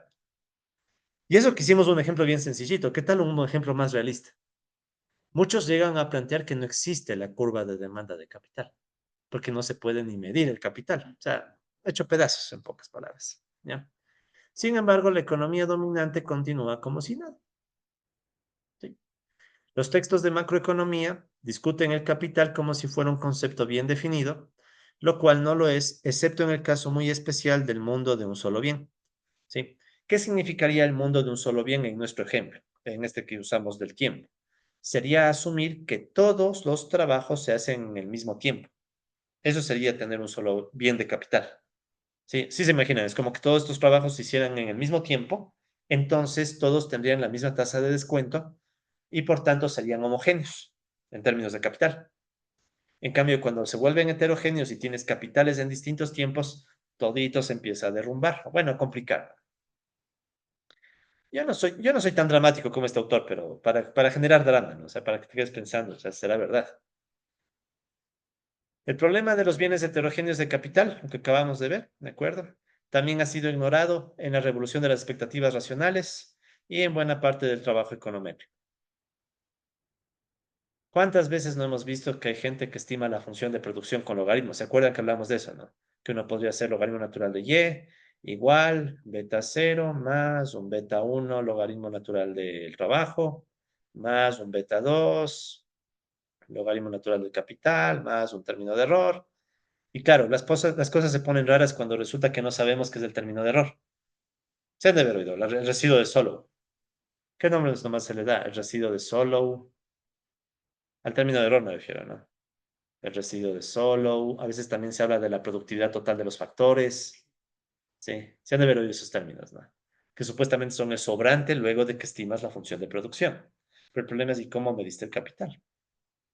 Entonces, si el capital está mal medido, tiene problemas de medición, también va a tener problemas de medición este residuo. Los betas, si ustedes recuerdan en clases de econometría, si ustedes tienen una variable mal medida, eso va a generar sesgos en los coeficientes estimados. Por tanto, todito se empieza a complicar. Claro que alguna vez Robert Solow dijo, bueno, sí, pero es un ejemplo, eso no, para no estar haciendo promedios, ¿ya? Para no estar haciendo promedios es un poquito más nomás. Pero el caso es que está ahí la discusión, ¿no? Ok, entonces no tengo penosamente más tiempo para hablarles de la controversia de los Cambridge. Es un tema fascinante. Créanme que la primera vez que yo leí sobre esto fue como que, ¿y por qué no me enseñaron esto? Porque yo no lo aprendí en una universidad. Luego ya aquí en Flaxo alguna vez tuvimos la oportunidad de discutir con un profe, pero realmente no, no, no, no. Así que, de todas maneras, les invito a leer estos artículos. Este de aquí de Cohen y Harcourt es el que yo usé para la clase de hoy, la de los ejemplos. Y decirles que la controversia no se queda en algo de los años 60. Después hubo más controversias del capital. Vuelta a la crítica al enfoque vectorial. O sea, así como el enfoque de un bien tiene problemas, también tiene problemas el enfoque vectorial. Y esa se le conoce como la segunda etapa de la controversia. ¿Sí? Esa ya es mucho más avanzada, ¿no? Entonces, ahí hay un artículo de este señor Fantini en el Journal of Economic Surveys. Entonces, en estos artículos ustedes pueden ponerse más al tanto, ¿no? De cuáles son los problemas del capital. En fin, ¿alguna pregunta sobre este tema, la controversia de los Cambridge? ¿Qué les parece? O sea, ¿qué les parece esa posibilidad de que mucho de lo que uno aprende está sustentado en supuestos que capaz y no sería novedad, ¿no? Ustedes ya han de haber llegado al teorema de Mantel de Bruce Sonnenschein. Sonnenschein. Aún no. Ya han de llegar. Mantel de Bruce Sonnenschein o Sonnenschein Mantel de Bruce. Ya han de llegar. En micro 2 han de llegar. Teorema de imposibilidad de Arrow. Ese sí han de haber visto. Sí. Sí. Teorema de imposibilidad de Arrow. Sí. Son de esas cosas, son de esos, ¿cómo es? Son los pasos prohibidos de la economía, ¿no? O sea, cuando empiezas a ver que, ¿y qué tal si todo es un mito, ¿no? Ya. En fin, entonces miren, este tipo de cosas pasan cuando uno empieza a meter las ideas clásicas y marxistas, ¿no? O sea, uno se queda pensando, ¿no? Claro que repito, puede haber gente que diga, "Ah, esto en la práctica, ¿qué me importa? Ya, y punto. Ahí viene lo que decía Keynes, ¿no? O sea, todos los economistas que se creen prácticos van a terminar siendo esclavos de algún economista muerto. Les pongo un ejemplo incluso para pensar en posibles negocios de estafa. ¿Ya? Digamos que tú le presentas un proyecto financiero a una empresa. ¿Ya? ¿Qué variable tendrías que mover si quisieras hacerle al proyecto más rentable? Porque saben que en un proyecto se hace esto, ¿no? O sea, uno presenta los flujos a futuro, tasa de descuento, valor presente, tasa interna de retorno. ¿Qué moverían ustedes por ahí para tratar de volverle más atractivo al proyecto? No tanto los salarios. Si ven que aquí el salario ni le movimos, ¿no? Más que la tasa, los tiempos. Uno puede jugar con los tiempos. Tal vez no es ahora, sino en un mes o en 2 meses. Entonces, si uno sabe jugar bien con los tiempos, le puede nomás estar alterando los valores presentes. Y eso la gente en el mundo real hace. O sea, tú vas viendo si la inversión no es hoy, sino de aquí a un mes ya implica una tasa de descuento distinta y así, ¿no? ¿Ya? Y eso que aquí ni metimos inflación, ¿ya? Eso ya en términos prácticos. Para la gente que dice la teoría no sirve para nada, para eso sirve. O sea, si sabes bien esto, puedes manipular los tiempos y capaz y te mandas un proyecto que le haces pasar por rentable. Ujú. ¿Ya? Y si te critican, dices, no sé, yo apliqué lo que me enseñaron en la flaxo de la controversia del capital nomás. ¿Ya? De hecho, verá, esto se parece a la especulación en pirámides. Porque, a ver, ¿cómo funciona una pirámide? Tú pones la plata, te ofrecen un rendimiento, ¿sí o no? Y en países en desarrollo, bueno, subdesarrollados, lo que sea, ¿sí o no? Que esta es típica discusión. O sea, tienes una platita que te cayó por ahí y quieres invertir y llega alguien y te dice, no, no, yo te ofrezco 10% mensual. No, ¿qué mensual? Semanal. Hijo, bueno, ahí es los cálculos, dice, a ver, semanal. O sea, ¿qué chuta qué? En 2 meses casi ya está. 2 meses. Aguanta la plata 2 meses. Entonces ahí funciona esto, ¿no? Pues siendo que ahí el tiempo es el factor clave. ¿Cuánto tiempo le sostienes la plata? ¿En qué momento sacas? ¿Logras sacar antes que la burbuja reviente? Todos esos detalles, ¿no? De hecho, no sé si hablamos de esto alguna vez. Algo así, pero en gran escala, son las burbujas financieras, ¿no? En Estados Unidos. Entonces, ¿qué pasa? Robert Schiller, sí les hablé, creo, de Robert Schiller, ¿no? Este señor Robert Schiller plantea eso, ¿no? O sea, hay algo que se llama la exuberancia financiera. La gente se emociona y cree que le va a ganar a la burbuja. No es que cree que no hay burbujas, sabe que va a reventar, sabe que en algún punto todos pierden, solo que las personas se creen más vivas que el promedio. O sea, uno dice, no, yo sé que todo, yo sé que un ejemplo ficticio que nunca pasó. Yo sé que este señor tal Don Nazareno mete plata, genera rentabilidades. Nazareno es un nombre, ya, tal vez es en honor a Jesús, no sé. El caso es que este señor Nazareno le das plata y resulta que te da una rentabilidad súper rápida.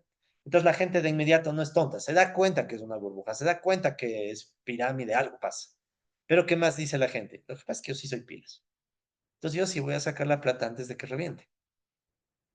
Es lo que pasa. Entonces eso se les llama la exuberancia financiera. La gente se emociona, cree que le va a ganar al mercado y hay gente que lo logra, ¿no? Entonces si lo logra, pucha, salió ganando, pero la mayoría no lo logra. Entonces, ¿qué pasa? Que la ganancia de los poquitos es el equivalente a la pérdida del montón. Porque ustedes saben que así funciona la pirámide, ¿no? La pirámide se va alimentando de los recursos que llegan desde abajo, ¿no? Y que siguen alimentando. Entonces, ese es el tema, el tiempo. ¿Sí? O sea, el tiempo es una variable súper importante al medir el capital, ¿ya? Y esa variable tiempo es la que puede hacer que básicamente muchas de nuestras teorías se vayan al diablo, ¿no? Y eso es solo el tiempo, porque de ahí podemos meter otras heterogeneidades, ¿no? En fin, compas. Entonces, una vez que hemos hecho esta crítica a los bienes de capital, vamos a asumir que hay un bien de capital. ¿Ya? ¿De acuerdo? Pero ya con como quien dice, ya sabiendo que detrás hay mucho problema, ¿no? Sí. Pero ¿por qué vamos a aceptar, por qué vamos a hacer lo mismo que hacen los neoclásicos? ¿Ya? Vamos a hacerlo básicamente porque verán, ¿cuál es la alternativa? Trabajar con modelos sectoriales. Los modelos sectoriales son complicados. De hecho, el profe ha pasado años trabajando en modelos sectoriales. De hecho, verán, yo logré que me publicaran en un artículo en Estados Unidos de un modelo sectorial después de trabajarle casi 10 años. Les cuento una anécdota rápida, muy personal. Cuando todavía no era profe, no era nada, era desempleado, ¿sí?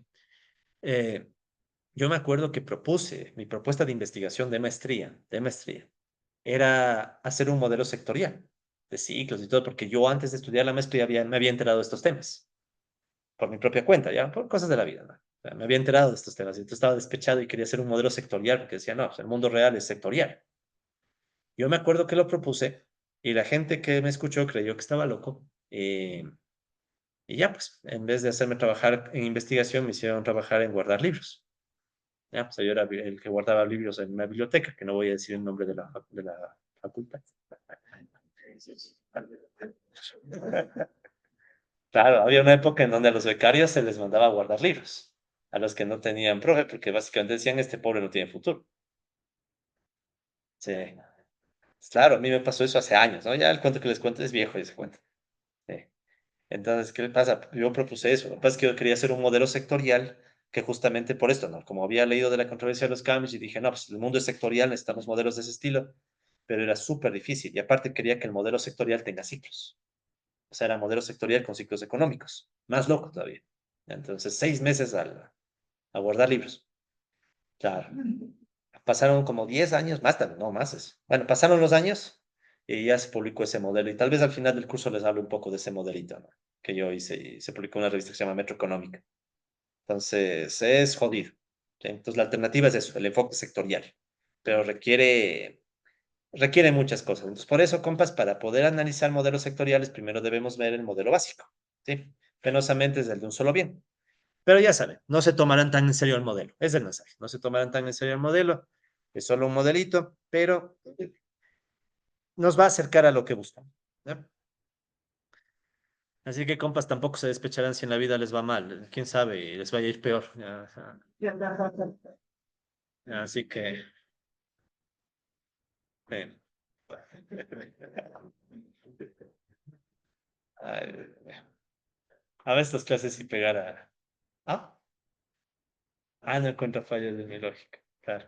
Hablando de lógica, ¿dónde está mi libro? Devolverá. Por ahí está. Se lo quedaron ahí en sus manos, ya no quieren soltar. Pasará. No serán así. Nadie sale de aquí sin mi libro. Dejaré. Por ahí estaría luego vemos. Bien. Bueno, compás, seguimos.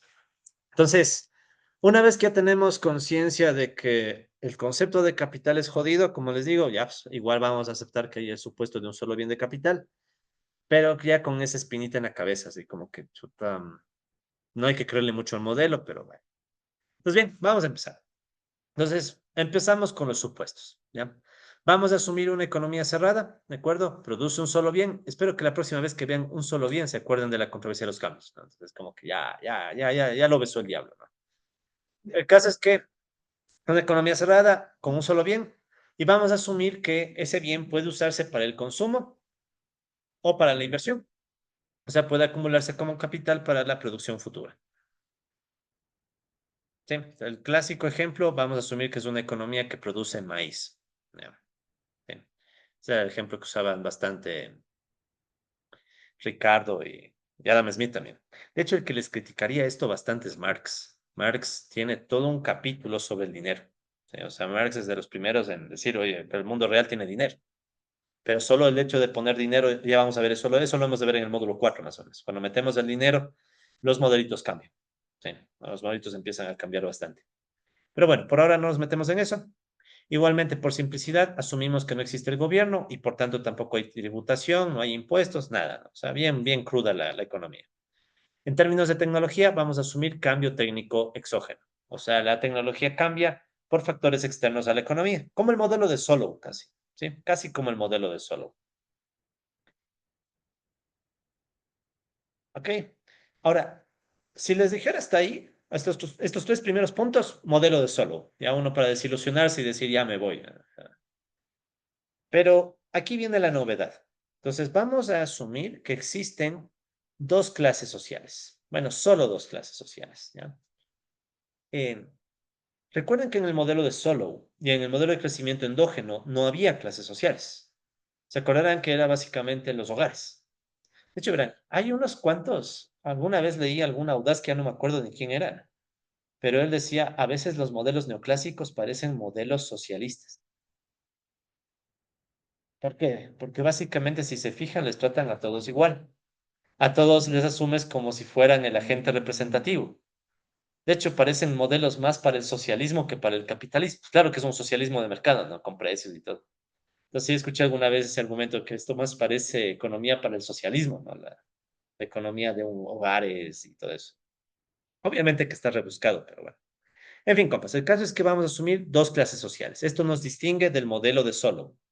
Vamos a tener asalariados y capitalistas. ¿De acuerdo? Trabajadores que reciben sueldo o salarios y los capitalistas se llevan las ganancias del capital.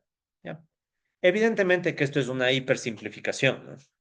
Eh, para países como el Ecuador, lo que más falta aquí es un sector, llámale cuenta propia, informal, no sé qué nombre ponerle, pero es ese sector que no está bajo relaciones salariales, ¿no? O sea, en el Ecuador, como ustedes saben, o en muchos países del sur global, digámoslo así, o de la periferia, este sector no capitalista o no asalariado es grande. De hecho, verán, alguna vez el profe hizo una investigación sobre cómo se compone la fuerza laboral en el Ecuador.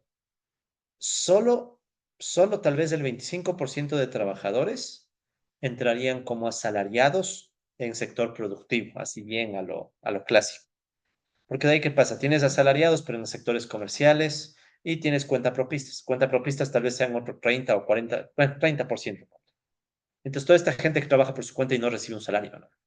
Entonces, eso nos complica los modelos. Ahora, si quieren, el profe también ha desarrollado por ahí algunos modelitos preliminares donde se pone un sector informal, no informal, un sector cuentapropista, ¿sí? El problema es que meter otro sector ya te complica el modelo, ¿no? Pero si quieren, podemos discutir de eso algún rato más adelante. El caso es que por ahora no nos complicamos salarios y ganancias, trabajadores y capitalistas. Entonces, ¿cómo se distribuye el ingreso? Ok, entonces tenemos en este caso, de una vez pongamos, ya. Entonces tenemos la Y, que va a ser el producto o ingreso por el flujo circular de la economía. Como es una economía cerrada y sin gobierno, la Y va a representar lo mismo, ¿no? Producción o ingreso, de hecho es el ingreso disponible también. P va a representar el nivel agregado de precios, ¿sí? Entonces, si hago P por Y, sería toda la producción medida en dinero. Y esta producción se va a distribuir entre los salarios. Entonces, aquí está el W, que va a ser el salario nominal. ¿Ya? Salud. Eh, ¿Por qué W? O sea, siempre me he puesto a pensar, ¿por qué le llamamos W al salario? Pues, ¿ya? Yo quisiera llamarle S. El problema es que si le llamo S al salario, ¿cuál más me toca cambiarle? Savings, ahorros. ¿Ya? Y después la A. Ah, factor de eficiencia laboral. Y así, ¿no? Entonces estamos condenados a seguirle a los... Ay, de hecho la L, ¿por qué es? Trabajo empleado. Labor. ¿Ya? Estos gringos asquerosos que no saben la diferencia entre querer y amar. ¿Ya?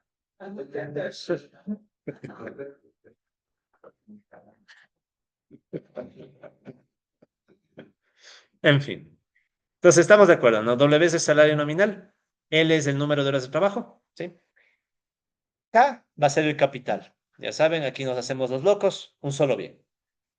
Por si acaso, también asumimos que el capital no se deprecia. Igualito que el solo, ¿no? Vamos a asumir que no hay depreciación del capital. P es el precio del capital, de los bienes de capital, ¿no? O sea, vamos a asumir que siempre se usa el mismo P porque es el mismo bien. Y la R va a representar la tasa de ganancia, ¿sí? R, la tasa de ganancia del capital. Entonces, por ejemplo, ¿no? Si yo asumo que P por K es $5,000, ¿no? Entonces podemos imaginar que estos $5,000 representan todo lo que el capitalista invirtió en maquinarias, equipos, etcétera. Bueno, de hecho, en la misma maquinaria, ¿no? Siempre es el mismo bien.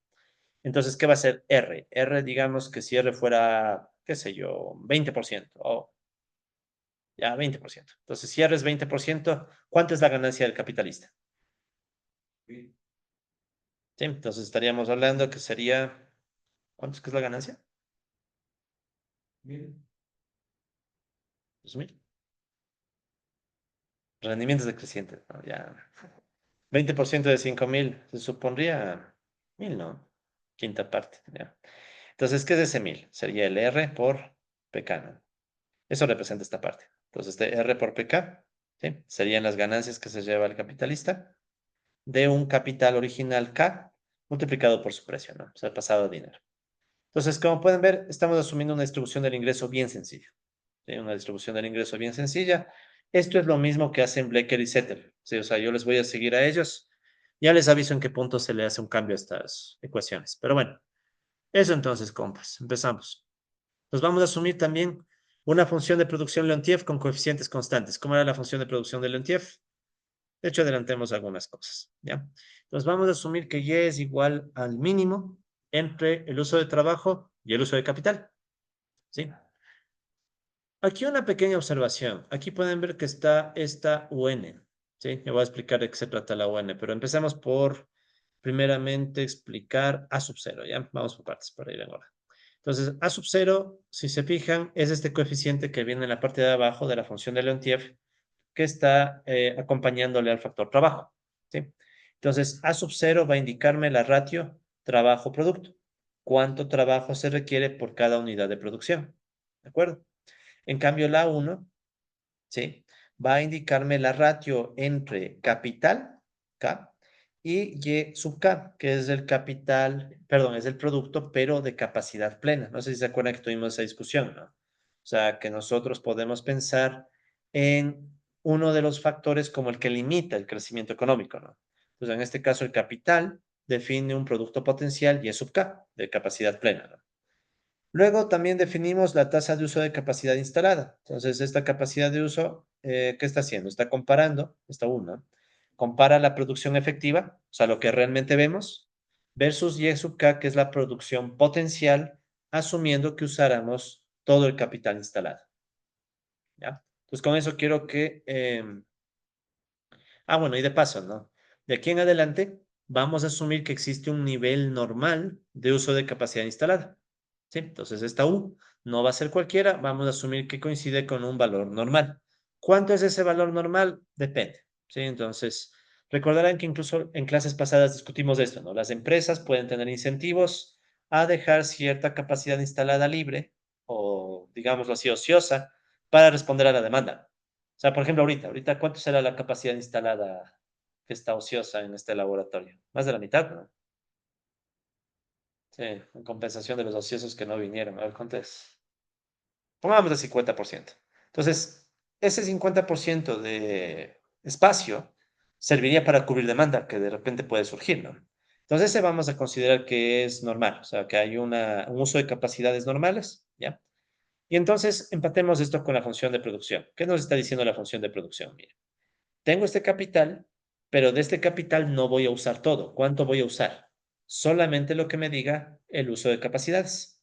¿Sí? Por eso es que aquí yo estoy incluyendo la UN en la función del ONTIEF. ¿Sí? Entonces, si quieren, no lo puse también, pero si quieren, este K solito sería el capital instalado, ¿no? El capital instalado. Si solamente, es como pensar aquí en todas las computadoras que tienes, ¿no? Capital instalado. En cambio, si le multiplicas por la UN, ¿sí? La UN, como estamos diciendo, que es esta tasa de uso normal de capacidades, entonces todito esto, en cambio, sería el capital, si quieres, podemos llamarlo así, ¿no? El capital utilizado, o a veces también podemos llamar el capital efectivo, ¿no? Lo que realmente se usa. ¿Sí? Entonces sería de todo el capital, el porcentaje que se está usando. ¿Sí? Entonces, por eso es que ustedes pueden ver que está aquí este capital ajustado por el uso de capacidades en la función del ONTIEF. ¿De acuerdo? Sí, creo que se entiende eso, ¿no? Entonces, aquí no va a ser muy importante, pero en modelos futuros va a ser súper importante esa diferencia, ¿no? Entonces, distinguir, ¿no? Capital instalado, lo que tienes, todito listo. En cambio, el capital efectivo o el capital utilizado es de todo lo que está instalado, esa fracción que realmente uses. Pues por el momento vamos a asumir que ese capital se usa en una fracción relativamente normal. ¿Ya?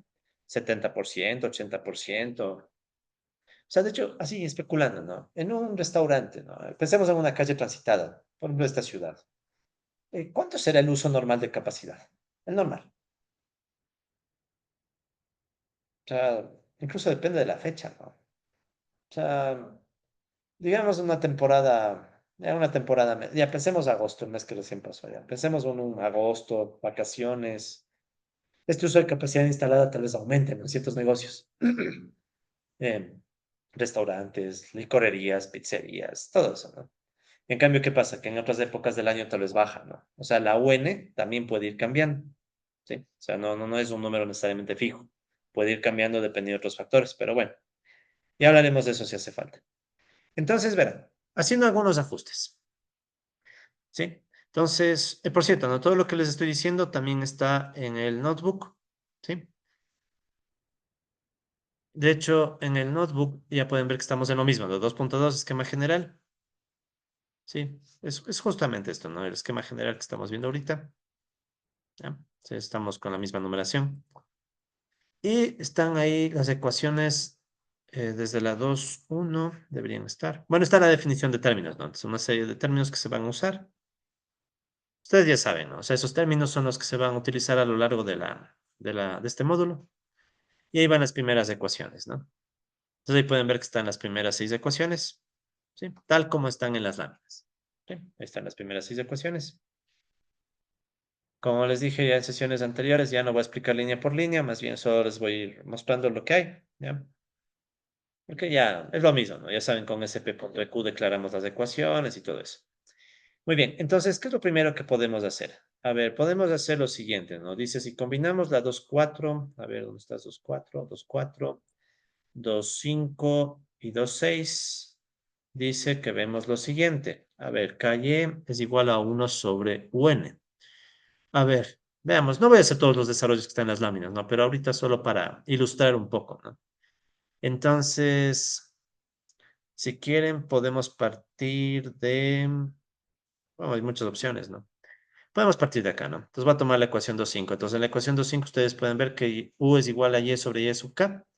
O sea que la Y es igual a U por YK, ¿no? Esta es la Y. De hecho, pongámosla más abajo. ¿Ya? Entonces aquí. Entonces, Y, como les decía, puede ser igual a U por YK. Y de hecho, por las 2,6 sé que no es cualquier U, sino la U de uso normal. ¿Sí? Entonces, UN, YK. Simplemente estoy tomando esta ecuación y este que divide pasó a multiplicar, nada más. En cambio, por la ecuación 2,4, ¿qué es lo que yo sé? Por la ecuación 2,4 yo sé que el capital es igual al A1 por YK. ¿De acuerdo? Este YK que divide pasa a multiplicar. Divido ambas ecuaciones y me deshago del Y sub K. Y quedaría esto, ¿no? K sobre Y igual a A1 sobre UN.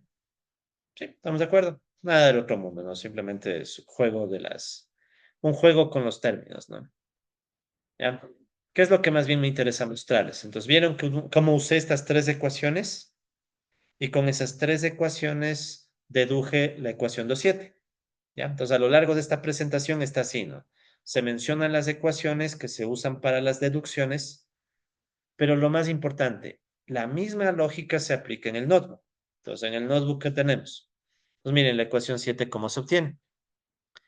¿Sí? Entonces, solo por esta vez, como para reforzar esta idea. Entonces, recordemos que la ecuación 4, ¿sí? De hecho, verán, me voy a llevar esto, que son los comandos, ¿sí? Y esto de acá, ¿ya? Porque esto va a haber bastante, entonces sí, creo que nos conviene. Entonces me llevo nomás toda la lámina, solo para para esta deducción nomás, ¿ya? Entonces, ya. Entonces, como de esto va a haber bastante, solo lo voy a explicar. Ya un poco ya lo he explicado antes, pero vale enfatizar, ¿no? Entonces, miren, en la lámina, en la presentación se dice, ¿no? Combinamos la ecuación 2,4, 2,5, 2,6. En el notebook, ¿qué se hace? Lo mismo, ecuación 4, ecuación 5, ecuación 6. ¿Sí? Entonces ahí pueden ver que estamos haciendo eso, ¿no? Primero, las ecuaciones que se mencionan son las ecuaciones que en el notebook entran para resolverse como un sistema, solve as equalities, ¿ya? Con esta función auxiliar.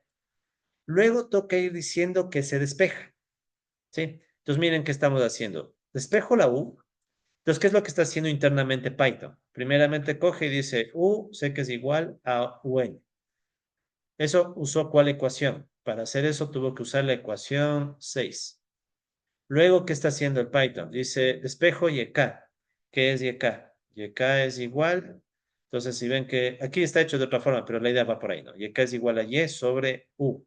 Eso usa la ecuación 5, ¿no? La 2,5. Y finalmente dice, despejamos la ecuación 4, la K. ¿Dónde está la ecuación 4? Es esta, ¿no? De la ecuación 4 despejo la K. K es igual a A1 y K.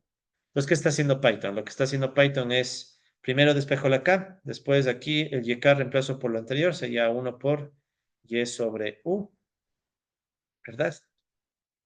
Eh, YK, Y sobre U, y después A1 igual a Y sobre, y el U reemplaza por UN. Entonces, en rigor, lo que Python nos va a arrojar es K es igual a 1 Y sobre UN, pero que obviamente es equivalente a esto, ¿no? K sobre Y, mandando esta Y a dividir. ¿Sí? Y si quieren, al momento que lo ejecutamos en el notebook, tiene que salirnos eso. Entonces, si ven que aquí sale, ¿no? K es igual a 1Y sobre UN. ¿Sí? Entonces, ¿por qué es importante notar esto? Es importante notar esto porque ya las deducciones se van a ir complicando, ¿no? Entonces, ya no voy a estar haciéndole estado a mano, a menos que sea algo muy importante. ¿Qué es lo que usualmente vamos a hacer? Vamos a creerle a la presentación Y además sabemos que la presentación se está basando, todita la presentación se basa en lo que se hace en el Python, ¿no? Resolver sistemas de ecuaciones. ¿Sí? Entonces, todas estas deducciones en definitiva se pueden explicar así, ¿no? Como sistemas de ecuaciones. Entonces, la misma lógica que acabo de explicar para la ecuación 7 se aplica para la ecuación 8. Entonces, en cambio, la ecuación 8, ¿qué se está haciendo? Si ustedes se fijan, ¿qué dice? En la ecuación 8, en cambio, tomamos la ecuación 2,3 y la 2,7, ¿dónde está? Es la anterior, ¿sí? Y con eso obtenemos K sobre L, ¿sí? La mecánica sería la misma, ¿no? Entonces, ¿qué hacemos? Una opción es a mano, la otra opción es tomar ecuación 3, ecuación 7, y con eso sacamos la ecuación 8, que si se fijan es lo que está en el notebook, ¿no? Entonces, en el notebook está eso, ¿no? Tomamos la ecuación 3 y la ecuación 7, resolvemos. Tengo que imaginarme los despejes, ¿no? Entonces, con una ecuación despejo la y, con otra ecuación despejo la k, y al final la ecuación 8 se va a quedar solo con la k. Sí, poco de esto repito, ya vimos en el módulo 1, pero no está de más reforzarlo. Ok, entonces, eso primero. Ahora, eso en términos más instrumentales, ¿no? Cómo se debería justificar los despejes y todo. Ahora, en términos económicos, ¿qué me está diciendo esto? ¿Ya? Esto me está diciendo lo siguiente. Ya me pasé, ya. Noten, si yo asumo que los A y la U son constantes, o sea, si yo asumo que el A1, ¿verdad? El A0 y la UN son los tres términos constantes, ¿qué está pasando con estas ratios? K sobre Y K sobre L. Necesariamente las ratios son constantes. Y como ya hemos dicho en clases pasadas, ¿cuándo tenemos ratios constantes? Solamente pueden ser constantes si el numerador crece al mismo ritmo que el denominador. O sea, K gorro sería igual a Y gorro y a la vez K gorro va a ser igual a L gorro. Entonces, ¿qué significa eso ya en términos más económicos? Si yo asumo que la tecnología, recuerden que A0 y A1 vienen de Leontief, la tecnología, y aparte el uso normal de capacidades son constantes, ¿sí? Si yo cojo esos dos supuestos, entonces, ¿qué pasa necesariamente? La producción, el trabajo y el capital, ¿verdad? Crecen todos a la misma tasa, al mismo ritmo, ¿ya? Entonces, este es un supuesto que va a estar a lo largo de todo el modelo. ¿Cuál es el supuesto? Al mismo ritmo al que crece el capital, va a crecer la producción y va a crecer el trabajo, ¿sí? Por eso es que a veces van a ver que solo me voy a preocupar del crecimiento del capital, ¿sí? Es por este supuesto. Estoy asumiendo que la tecnología no se va a mover y estoy asumiendo también que el uso de capacidades se queda estático en un uso normal, que como dijimos puede ir cambiando, pero por el momento, para no complicarnos la vida, asumimos que es constante, ¿ya? ¿De acuerdo? Entonces parte desde ahí, ¿ya? Entonces el capital, como quien dice, el capital mueve todito. Si el capital crece, crece el empleo, crece el trabajo, ¿ya? Blecker y Setterfield plantean que este es un supuesto clásico y marxista. Yo personalmente no estoy muy de acuerdo. Y cuando veamos una variante de este modelo en el módulo 3, ahí notarán que uno puede hacer que la tecnología cambie, ¿no? De forma endógena. Por el momento estamos asumiendo que la tecnología es bien exógena, ¿de acuerdo? Pero bueno, entonces avancemos un poquito más, ¿eh? Ahora, definamos el salario real de esta manera: salario sobre precios, ¿sí? Salario nominal sobre precios, digamos que me da el salario real, que es el 2,9, ¿sí? Entonces, si combinamos algunas ecuaciones, ya más o menos ven la dinámica, ¿no? Entonces, al cada rato les voy a lanzar ecuaciones y ya no voy a estar haciendo a mano. O sea, ya pueden confiar con que el Python, verán, este módulo me costó horrores porque toditos los pasos están justificados en el Python, toditos. Así que me voy a dar gusto en el taller con ustedes, o sea, va a ser, ¿ya? Entonces, cuando lean las láminas, seguro van a volver a leer esto, leanle las láminas, no es que están así al azar los números, vayan comparándole con el nodo. Esa sería mi recomendación, lo que hice yo, ¿no? O sea, cada ecuación que ustedes vean, vayan comparándole con el nodo. Por ejemplo, ahorita, ¿qué me dice esto? Vamos a combinar 1, 3, 7 y 9 para de esa manera encontrar la siguiente ecuación. Miren, una ecuación en donde el salario real va a depender inversamente, porque aquí hay un menos de quién, de la tasa de ganancia, ¿sí? W y R, ¿ya? Entonces, solo por practicar, ¿no? Un poquito más, porque igual ya estamos por terminar la clase. Entonces, digamos, ¿cómo salió esta ecuación? Esta ecuación dice que salió de, a ver, debí llevarme con todo esto mejor. Ya, sí, está mejor. Ya, entonces esta es la ecuación que dice que salió de combinar los 2,1, 2,3, 2,7 y 2,9. Entonces todo eso estaba en la lámina anterior. Ya me voy a llevar captura la lámina. Sí. Ya, aquí está toda la lámina. Y me falta la 2.1, ¿no? Ya, ya. Y recuerden que la 2.1 era la distribución del ingreso. P por Y igual a WL más RPK. Ya. Entonces, a ver, tratemos no de hacer, sino de entenderlo, ¿no?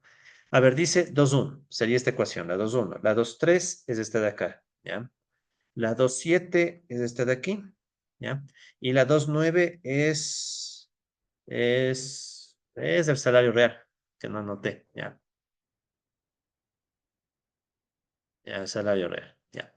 Y también anotemos el código en Python. Bueno, aquí está el salario real, que es la ecuación 9, ¿no? Esa solo es la definición. Ya, entonces aquí está todo el desarrollo que se está haciendo en el Python, ¿no? En el notebook.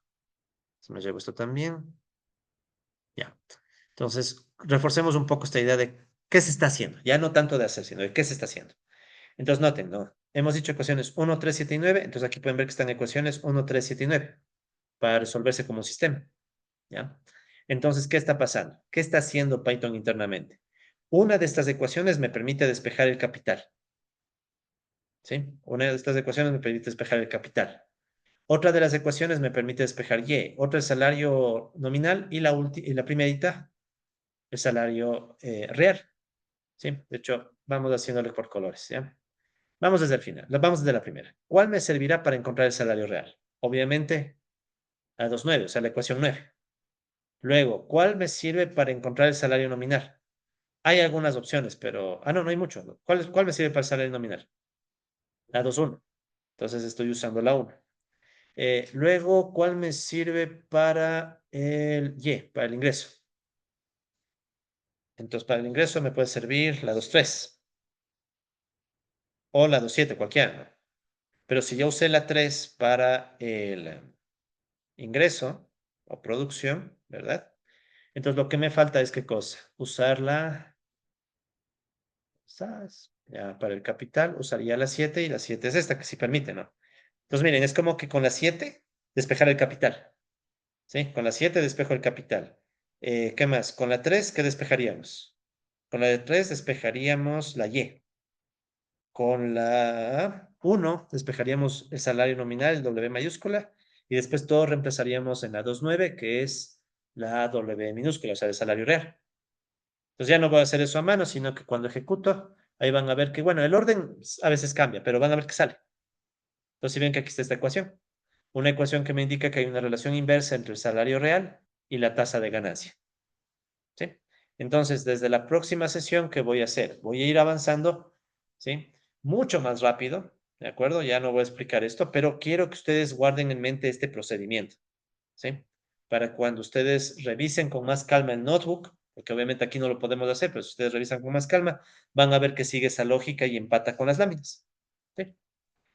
Listo, compas. Entonces, si les parece, podemos dejar hasta ahí la sesión. No sé si tal vez hay alguna duda o comentarios. Hasta eso cierro la grabación.